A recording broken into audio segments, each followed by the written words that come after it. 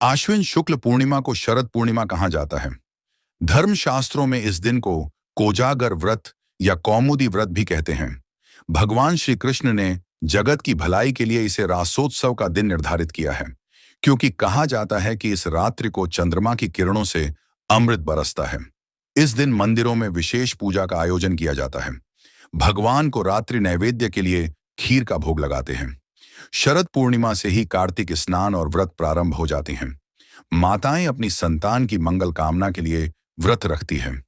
शरद पूर्णिमा के दिन चंद्रमा पृथ्वी के बहुत पास आ जाता है, इसलिए अमृत प्राप्त करने की इच्छा से रात्रि को खीर चंद्रमा की रोशनी में रख देते हैं।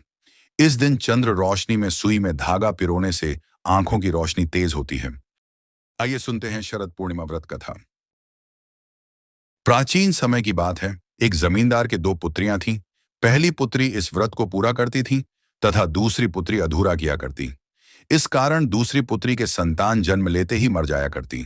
उसने पंडित जी से पूछा कि मेरी संतान जीवित क्यों नहीं रहती।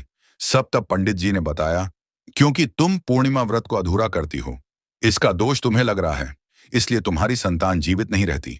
इतना जान लेने के पश्चात वह पूरा व्रत करने लगी और उसके फल स्वरूप कुछ समय पश्चात उसको पुत्र प्राप्ति हुई और उसको पूर्णिमा व्रत का पूर्ण फल प्राप्त हुआ। उसने अपने व्रत को पूर्ण कर विधि विधान से व्रत का उद्यापन किया।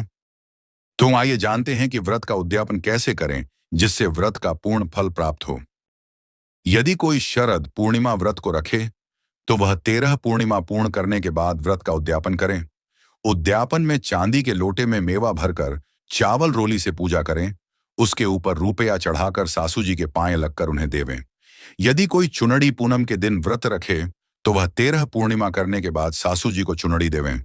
यदि कोई चूड़ा पूनम का व्रत रखे तो वह 13 पूर्णिमा व्रत के पश्चात एक चूड़ा सासू जी को देवे और 13 बूटी ब्राह्मणियों को देवें।